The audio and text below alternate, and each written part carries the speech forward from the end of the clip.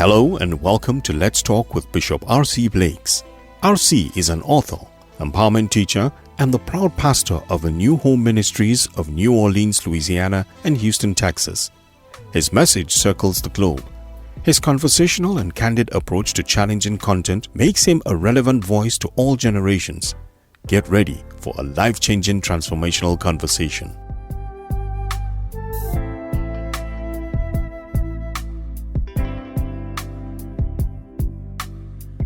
Well, today,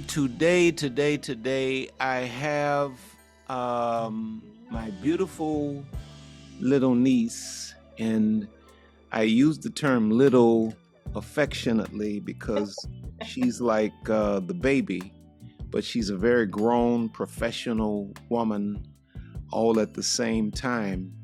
And I'm so proud of Alise. Alise is an artist. She is a trained therapist, works as a trained mental health professional. She has an immense background in ministry. And, let's just tell the people a little bit about some of the things you've done.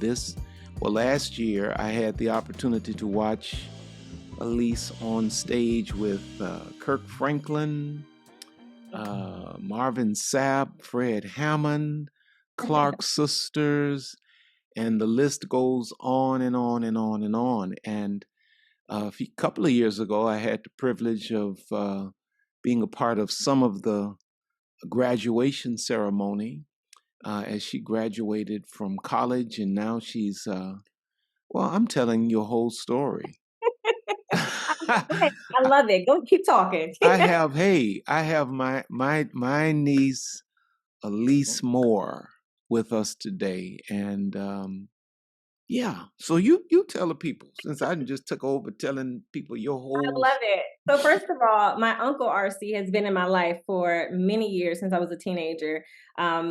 Going back all the way to conferences with my father and my brother, and just so he has been family. You have been family to me. Absolutely. So get to speak to all of the things that you've seen. You really have had a really up close and personal seat to just my evolution and changes. And so I am a PK. I grew up in a ministry family, generations of ministry families. Yeah.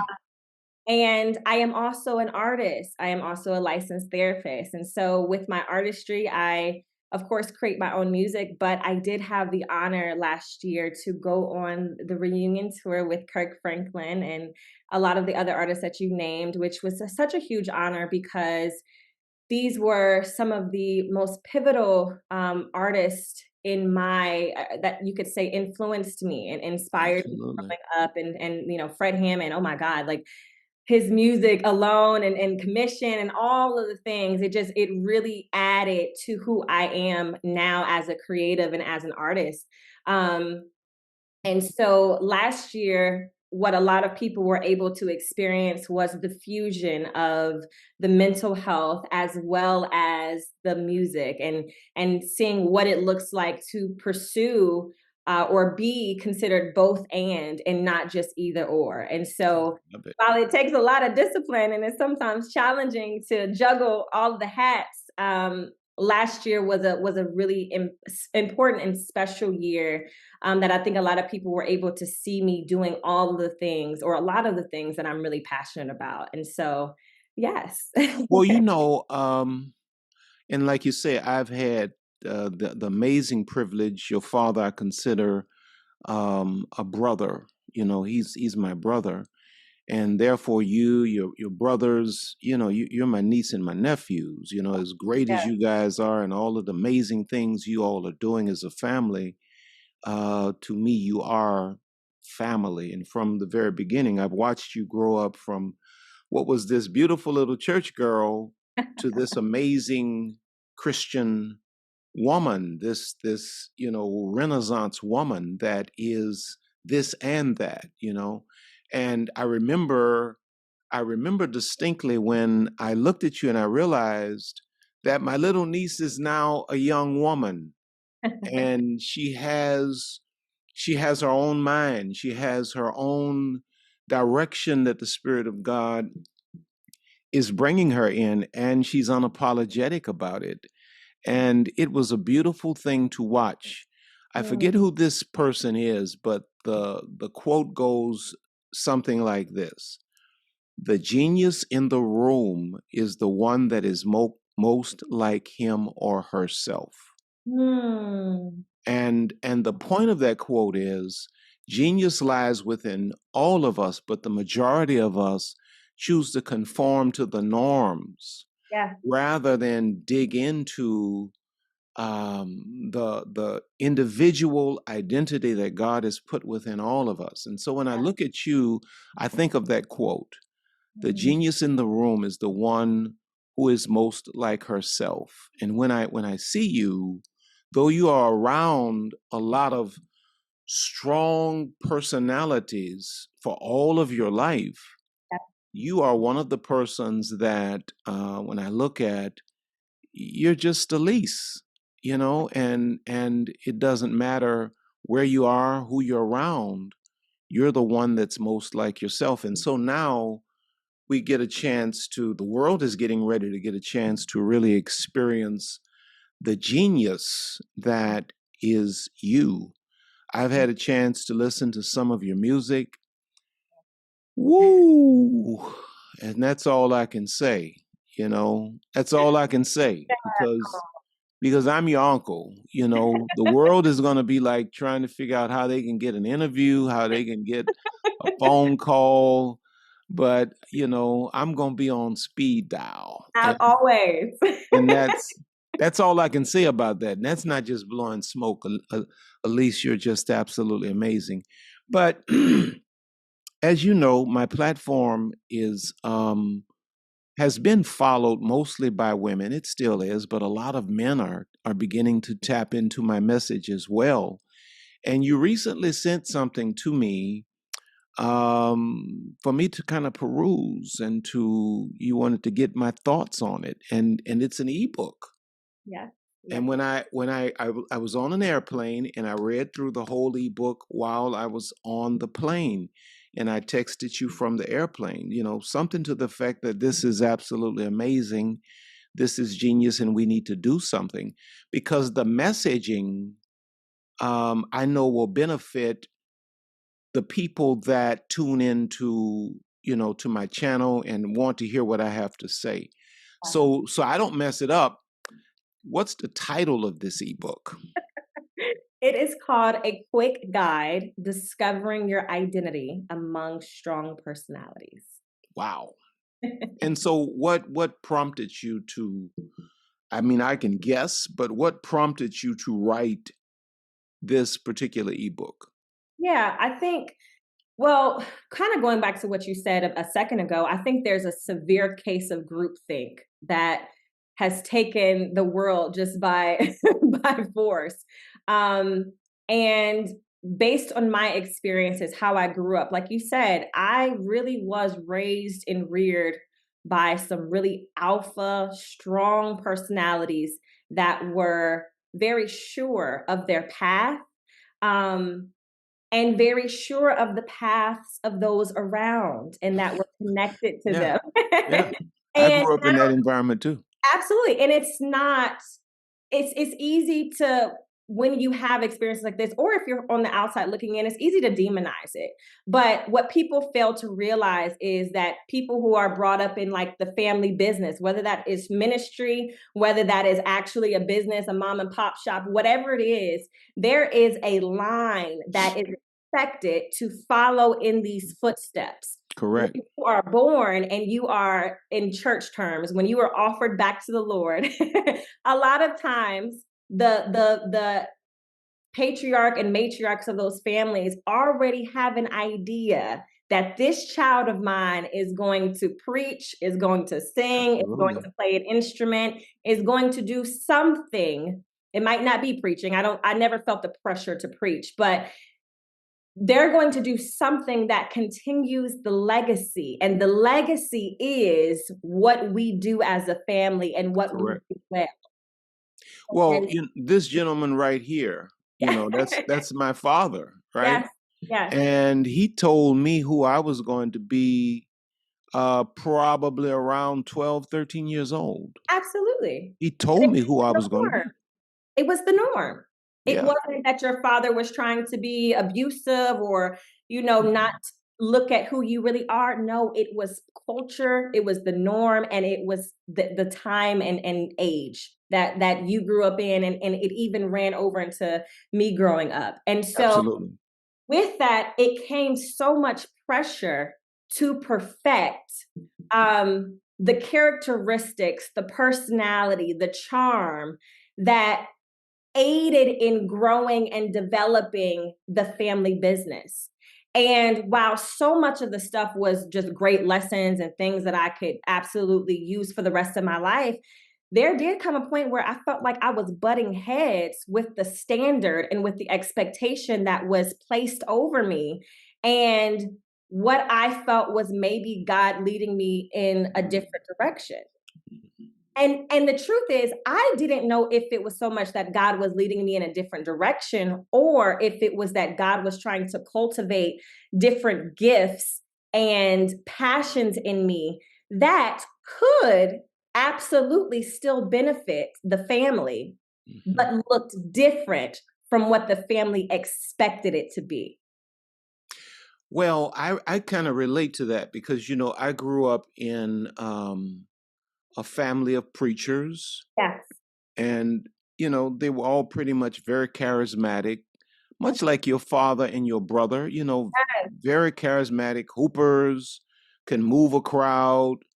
And So then I can. come along and I don't have none of, I don't have none of that. So I'm like, point number one, you know, You were turn a your, teacher. You were a you, teacher. I was a teacher, Uh-huh. but back in the 80s, nobody in the Deep South, especially, nobody was checking for no black teachers in no New Orleans. Yes. And so I felt the pressure to try to be to reach the standard of what was around me, because think about it. I had a father that was very charismatic, and then I had a younger brother who was extremely charismatic like this, and I'm the older brother, and people looking at me like, the little mother's tapping me on the back, baby, it's gonna be all right, just keep praying. Just keep praying. And so Yeah. I felt the pressure to try to be what I was surrounded with. And then one day it was actually my father who pulled me aside and said, now, you know, you just need to find your Yeah. lane, and just do you. And when I became comfortable with my own identity, and I didn't care what people thought, and I just kind of buried myself in God's plan for me, Mhm. it's like my whole world opened up. Number one, my inner man was able to heal, Yes. and I Yeah. was able to breathe. You know what I'm saying? Without expectations of y'all liking it or whatever. Absolutely. Just being able to exist in my own authenticity. And you know what? I want to add to that. I think that what's important to really recognize is typically our greatest enemy is not the people that we're surrounded by, it's our own insecurity to just being who we feel that we are. It wasn't my greatest enemy was not my family. No, Correct. my Correct. family, they love me. They think that I'm brilliant. They think that I'm gifted. They think all of these high things of me. My greatest enemy was me. Correct. I didn't necessarily see how I fit all the way, fit perfectly in the puzzle that was already created before I was born. I felt like I was created to be a piece that fit into something, instead of allowing myself to figure out what does the piece look like? How is the piece shaped? What is the piece like? Is it colorful? Is it black and white? What is it? What does it look like? And then saying, now where does this puzzle fit, or what does this piece fit in the overall puzzle? Correct. And so I love that you can speak to that you just talked about your own cognitive distortions of sort, your own insecurity, your own fear that got in your way, that Correct. really caused the most of your angst. It was Yes. you, and not feeling confident enough or sure enough in the difference that you presented. Yeah, and as I think about it, you know, it was never like a conversation my father had with me about, you know, you're going to be exactly like this. He just kind of prophetically spoke over my life. This is Yes. where you're going. And everything he said has come to pass by you know, because when he said it, I was like, you know, I was already sliding into a state of rebellion. I was like, I ain't doing that. I'm not doing it. And so, you know, by the time I was getting ready to graduate from high school, I already had my mind made up. I'm going away for college. And since I'm going away for college now, I can get out of church altogether and I can lie every Sunday and say, yeah, I went to church. And lo and behold, God calls me to preach, just like my father said. One Thursday night, I hear the voice of God say, go tell these people that I've called you to preach. And I thought my cousin was playing with me. Mm. Because I heard an audible voice and I looked and Wow. nobody was behind me. And then I realized it was God and I started Wow. crying. And then I went up and I told the people, say, God, you know, God has called me to preach. Mm. And so I assumed in my own thinking that this means, okay, you got to do it just like they do it. But Yes. here's a prophetic word that set me free. Mm. You know, and I'm just thinking about these things in this conversation. A seasoned man of God said to me, you know, to your point about having this idea that when you're surrounded by strong personalities, you got to fit in. I'm Yes. trying to figure out, well, how am I going to fit in? And this strong personality said to me, and I'm paraphrasing, it's not a matter of fitting in, it's a matter of branching out, but being connected to the same rooting system. Mm. He There we said, go. young man, God has called you. You're trying to figure out, I guess it was obvious to him by way of the Spirit, and maybe even just looking at me. You're trying to fit in. He says, but the Spirit of God has called you to be a great branch that stems out from the same rooting system. He says, you are of your father, you are from your father, but I see you growing out as a branch. And you know, it kind of set me free as I started thinking about it, meaning I don't have to do it the exact same way to be connected to the same lifeline. And Lifeline. I love it. I love it. Yes. Yeah. And so when you sent me this ebook, man, I was like, the people need this. And the stuff you were talking about relative to authenticity and your value system and identity. Mm-hmm. I don't know if you have it in front of you right now, but just kind of speak to that, because I was reading that and I was like, wow, because I think it's so brilliant the way you capsulize in this ebook all of these complex concepts that we hear sound bites of, but we really don't understand.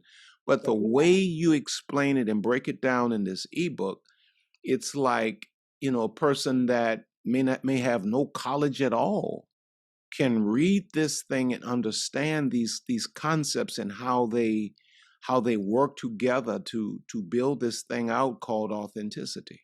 Yeah. Well, the thing is, PKs, church kids, we are not the only ones who struggle to find our authenticity, our authentic identity, and walking in it. It is actually a circumstance that most people at some point in their life is going to run into, whether you are working at a fast food restaurant or whether you are leading a church or leading a, I don't know, leading a business. It doesn't really matter what level you are on.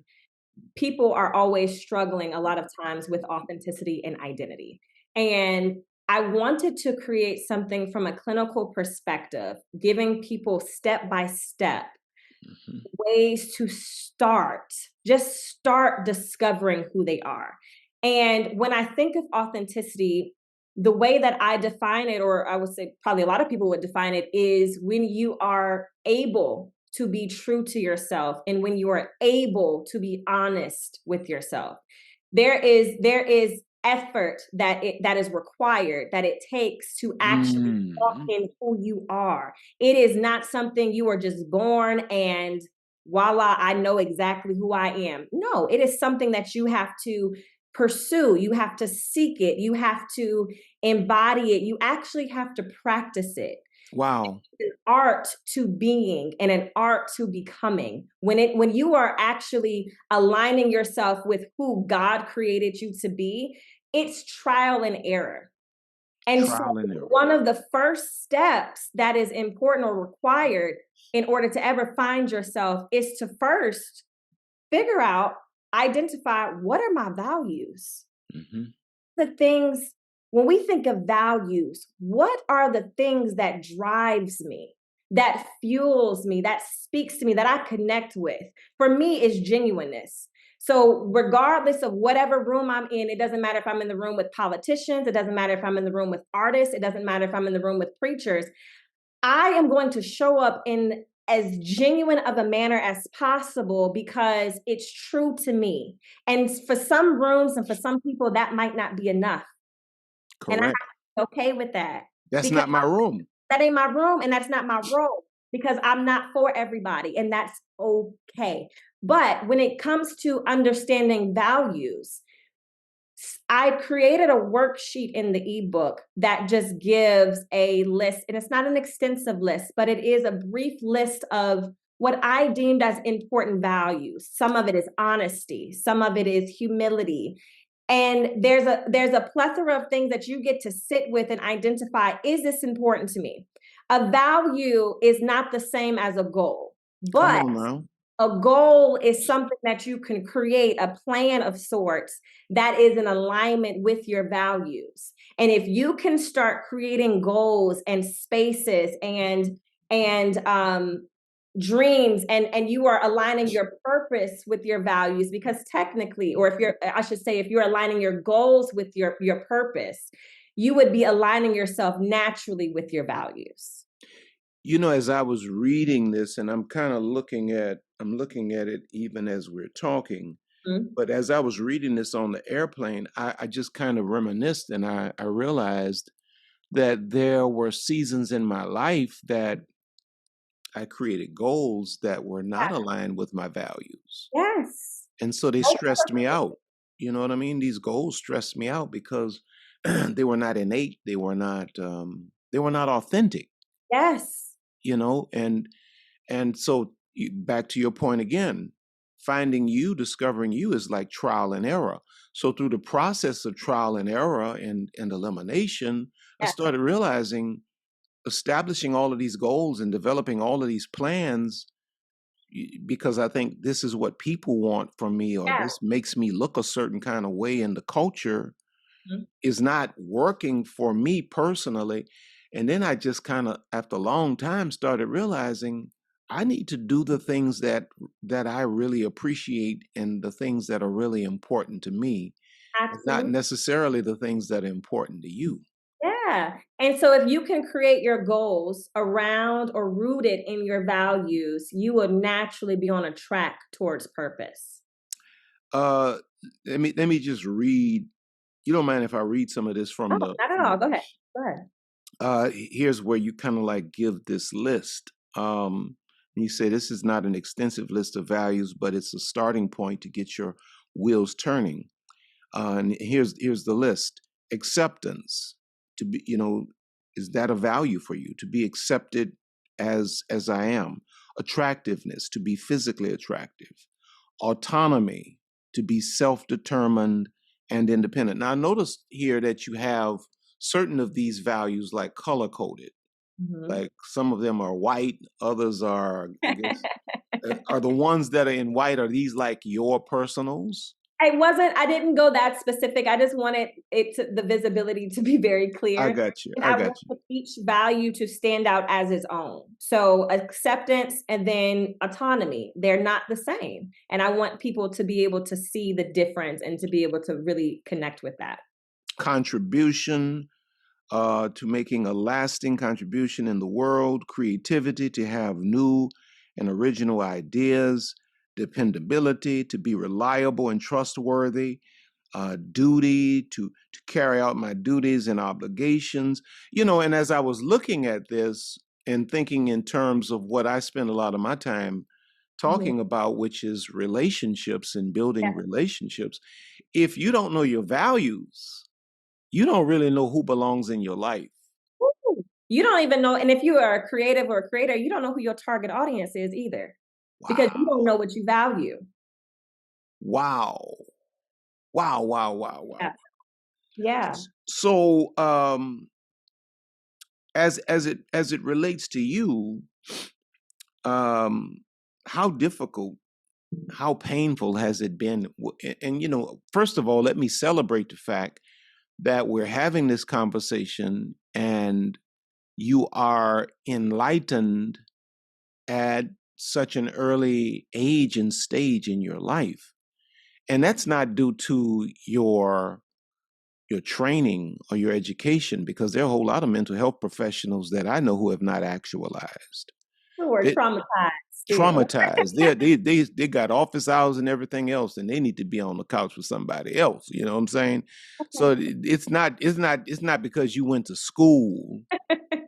No, you've gone through a real process where you have done a lot of this work, and you've done it earlier. Yeah. I wish I were as actualized as you are at your age. What has that been like for you? I know, self-actualization and self-awareness is a painful process. God, yes, absolutely. And so what has it been like for you?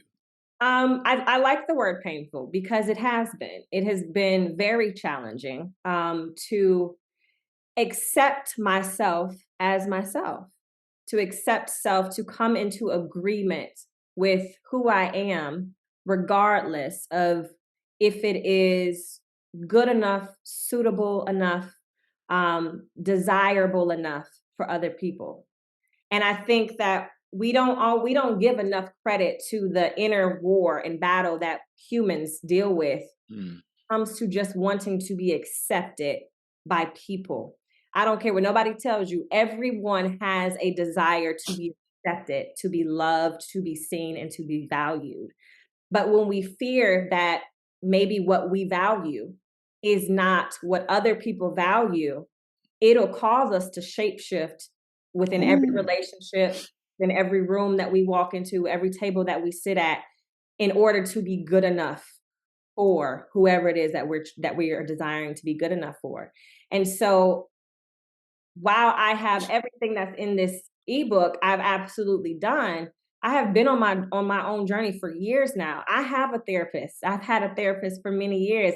When I went back to school for my master's, I was already in therapy. And nothing that I preach or distribute or anything of that nature is not anything that I haven't done or put the work in for or experienced. And I would say that the journey sometimes feels isolating, not intentionally isolating, but one of the things that God had to show me, I would say even more recently, is that He had to kind of take away quite a few of my crutches. He had to take away the idols that I created. And I didn't intentionally make idols out of people, but they became an idol because I started caring more about their perception of me than I cared about what God was trying to do in me. And so I feared other people's opinion way more than I feared the possibility of me not self-actualizing into the woman that God made me. And so What happened was God was like, oh, okay, so we care more about their opinion. No worries. I'm going to take them right on out your life. I'm going to just move them right on out. Oh, okay. And then it was like, oh, and you care about this friend's opinion a little too much too. Okay, I'm going to take them right out your life as well. And then, oh, this relationship is getting in the way as well. All right, let me remove this out the way. And what happened was I woke up one day and I was like, all of the people that I have wasted so much energy trying to please and satisfy the Lord. It wasn't me. The Lord removed some of those relationships, and not in the sense of they didn't die or anything like that, but he had to shift them, and the place that they held in my life, he had to move them out the way. And what it did was it caused me to be by myself and alone with the Lord. And at that point, I always, it's so funny because we demonize the word brokenness so much. Wow. We hate that word as a culture. We hate the word brokenness because it feels weak. It feels incapable. But God really does use brokenness in order to, and I know I'm preaching to the choir, but he really does use brokenness to put together and to mold and to mend the masterpiece that he always had in mind. That's good. And so God took and he allowed that taking to be what felt like was breaking. And so he broke me. He did. He broke me in a way that allowed me to wake up and see, you gotta be who God is calling you to be. And you don't have a choice. You don't have a choice, one. And so much stuff is so temporary. Everything else is temporary, or it's not certain. But what is the purpose that God put in you. Well, let me just shift gears a little bit. Yes, go ahead, Uncle. Because what I deal with a lot of the time are women who are trying to cover up this lack of authenticity with relationships. And so rather than embracing the pain of the process, they mask it with one pseudo relationship, after another, not wanting to sit in solitude, not wanting to go through that alone season, not wanting to be by themselves, and to ultimately come out not wanting to be broken, and to ultimately come out, actualized and aware. They just cover it up with one relationship after another. Absolutely. What do you say to that kind of woman? Because many of them are younger women like yourself, but then a lot of them are older women as old as me. Yes. What do you say to that woman that is running from, this process that we're discussing and trying to hide out in all of these bogus relationships? Well, clinically, I would have to tell the person that it's avoidance. It's a defense mechanism. And when we talk about defense mechanisms, it is avoiding distressing emotions, as distressing feelings. I would do anything in order to not sit with the hard feelings, to not sit with maybe I'm feeling abandoned, maybe I feel rejected. I don't want to sit here too long because these feelings, for some reason, are making me believe that is who I am. If I feel rejected, then subconsciously, I must believe that I am rejected. If I feel abandoned, I must believe that I am abandoned. And so we find a lot of women, and it's not just women, it's men as well, but we find a lot of people who do, like you said, run into these relationships to avoid sitting with the things that they don't want to have to say out loud. But the truth is, avoidance has never, in the history of the world, it has never solved any of these deep-rooted, deep-seated emotional dilemmas, technically. Yeah. And so allow yourself to feel the brokenness. Allow yourself to feel the pain. Allow yourself to feel the rejection. It's only when you allow yourself to feel it that God can actually really speak to it. Come on now. And when we sit with ourselves long enough, sometimes we got to have a single season, sister. Sometimes we got to say, all right, for the next 3 months, I'm not dating. And it's okay. It's hard sometimes, my girl. Some of them need a year. Listen, some of us absolutely need to take a year sometimes because Seriously. we collect so much, we accumulate, I should say, so much baggage from the person that we try to make ourselves become, or the expectations of the other person that we were unable to meet because that's not who we are. Correct. And so the only way to unload some of that baggage is if we allow ourselves to sit with it long enough to identify the baggage that we've accumulated. You've accumulated rejection, my dear. Mm-hmm. You have accumulated a spirit of abandonment. You have accumulated low self-esteem, but you jump into another relationship, and so you can't look back and see what bags have I collected. Come on now. This carousel. Oh, that's insecurity right there. Oh, okay. How do I unload myself of this? You will never unload it if you jump into another thing before it's unloaded. And you know what? When you think about unpacking, you always have to go inside to unpack. People don't unpack on the lawn. They unpack inside. You got to retreat to unpack. Absolutely. I was listening to this guy. Somebody sent me the link. I don't know his name, but I'm assuming he's a therapist. His insights, I'm assuming he has to be a therapist of some kind because his insights are just phenomenal. But he was speaking to this very thing. He was talking about how rejection is a tool that the enemy uses against us to make us long for things we otherwise would have never valued. Ooh, absolutely. So, the enemy will inject a little rejection to make you wonder, well, why am I not good enough for something that is actually not good enough for you? But the rejection turns the table and makes you long for something that you otherwise would have never valued, wanted, or did not need. But rejection puts you on this treadmill of sorts that has you running behind something. On the defense, even though you're not in a fight.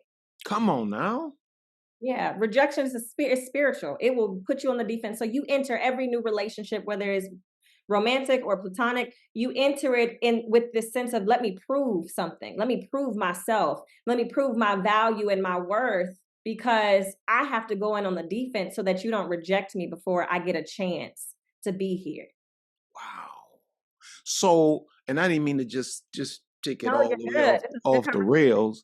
So for a woman that has been rejected and she's listening to us have this conversation, and she can see now that this rejection has been steering her life, what would you say to her? What's the path back to center? I would say the first step, and I don't mean to be cliche, but once we do recognize what is driving us, whether it's insecurity, whether it's fear, because typically those are root drivers. When we can identify what it is that's driving us, we have to acknowledge it. And when I say acknowledge it, I mean say it out loud. There is so much freedom and deliverance, if we want to be spiritual, that comes out of saying some things out of our mouth. One of the things we can say, cognitive distortions, will try to convince you that I don't need to say it out loud, because if I say it out loud, I'm going to actualize it. It's going to become real. The truth is, it's been real in your mind and in your spirit for this long. And the moment that you are able to say it out loud, the moment it becomes less fearful for you. Correct. What you fear, you run from. Correct. A lot of us have, when we think of the fight, flight, freeze, or fawn responses, a lot of people automatically go into flight mode. They fear something and they run. And it's the same thing for the internal stimuli that is negatively affecting us. Insecurity, sense of rejection. You haven't been able to put your mouth on it, and therefore it is still running you. Wow. And so it's important to be able to sit down and say, for the last 6 months, for the last 10 years, for maybe my entire life, I have been dealing with a sense of rejection. Yeah. I have been dealing with a sense of insecurity. And it might be attached to this. I might not even know what it's attached to. Yeah. I would definitely say that the first step is being able to acknowledge it. And the truth is, when you say some of these things out loud, it is also absolutely necessary that you meet yourself with compassion. Yes. Because it's a hard truth to recognize. It's a hard thing to come into agreement and acceptance with, that I have allowed my life to be run and ruled by my fear of rejection. Well, I think these are very, very real issues that I'm so glad to see in my lifetime that we're reconciling the ministry of the Lord's church with the beauty and the benefit of mental health principles and practices. Because for so long, it was always either or. If you over here on Jesus' side, you don't need all that hooly spooly, But the reality is, God is raising up a generation like yourself of young people who are spirit-filled, love God, Bible-based, trained, and are capable of helping us reconcile some of these issues, not only from a spiritual place. The Bible talks about be sanctified spirit, soul, and body. That's spirit, mind, and body, And so God is raising a generation like yourself up to help us to come to terms with a lot of these things, a lot of these issues, these identity issues, and all of this other stuff that we've been plagued with for generations. And I'm just excited to watch your journey. I'm excited about this ebook. Now, this ebook is just kind of like, it's kind of like an introduction to something. I don't want to get ahead of the game on you, but it's kind of like the introduction to something greater. But where can people get their hands on the ebook? Is there a cost? How is all of this going? I read the whole thing, and I rarely sit and read anything from start to finish, but I read the whole thing on an airplane. So this is what I can do. I can actually send you the link, and we can attach that at the bottom of this video. So people Very can good. automatically click on it and go to it. You'll put your email in, and it will send you your free ebook. You can also go to my social media platforms, whether that is Instagram, TikTok, YouTube. It is all under officially Alise, which is ALISE. And you will find the links in those bios as well. And so, yes, it's pretty simple, really easy. Absolutely. Absolutely. Absolutely. So we're looking forward.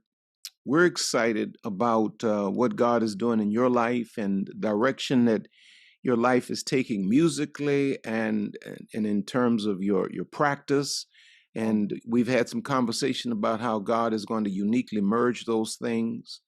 But here's the final question. Okay. For the person that's sitting and listening, what advice would you give to someone who has experienced a lot of resistance in being themselves? In other words, they're saying, I've been knowing this and I've been wanting to do this, but I'm having so much resistance. Maybe they're surrounded with friends, maybe it's the culture, maybe it's organizations they're part of. What would you say to a person that's finding resistance in terms of them really being themselves authentically? Honestly, if you are not met with resistance, it's not worth it. Worth it. I think that everything that I have felt instructed by the Lord to do, I was met with some level of resistance. And look at resistance as a test or a challenge to see if you really want it bad enough. Come on now. Do you desire this life? Do you desire this success? Do you desire this career? Do you desire whoever you are bad enough to be able to stand firm, stand tall, even in the midst of resistance? You don't have to lose yourself. You don't have to lose your character when resistance comes at you, because one, the Lord is already working that out for you. He's already fighting. He's already fought on our behalf. But the fight is more so internally. Yeah. Are you able to stand even when criticism is coming? Even when people are telling you, this ain't what God said for you, are you able to stand tall even then? Come And on I now. promise you, if you are able to, if it's important enough to you and you stand the test of the challenge, when you get on the other side, you are going to feel, see, and others are going to see the reward and the results of you staying true to yourself and true to what God is calling you to be. Wow. Wow. Wow. Wow. Now listen, I need y'all to let me know, because Alise may just be our in-house therapist, so y'all let me know, because we deal with a lot of different stuff on my platform, and just let me know if you all would like to see my niece just kind of like be our resident therapist, be able to kind of chime in every now and then and answer some questions. I'm very honest, so don't call me if you don't want the truth. She's very, very honest. Very honest. Thank you for taking out the time. Yes. You're a jet setter. You're all around the world running with superstars. You have your practice that you're working on. The world is getting ready to experience some new music in a little while. I don't know if I should have said that or not. Fine, put it out there. So now you're writing, and so I'm, your Aunt Lisa and I are just so excited, and we're so proud of you. And I thank you for taking the time to just drop value here today. And just know I love you. Is there anything you want to say before we shut it down? Honestly, I think that this was an amazing conversation. I always appreciate you. You are one person who loves to share your platform with new talent and with young thinkers and with other leaders in the community. And we all, speaking for everyone, we appreciate you so much, because you are really a beacon of light, and you always have so much wisdom to share and to give. And so thank you for your platform. Thank you for seeing the art and the talent and the brilliance of so many young creatives, and for giving us a space to share our story. Well, I love you, and I need y'all to go and follow my niece now. Follow her on all platforms. You got a YouTube channel and all that? I do. It's under Officially Alise. So everything's under Officially Alise. Officially Alise, yes. I want y'all to go and follow her and download that ebook and become a part of her community. I'm proud of you, Lee, and I love you. I love you more. Thank you. Have an amazing day. Talk to you soon. Yes. God bless you.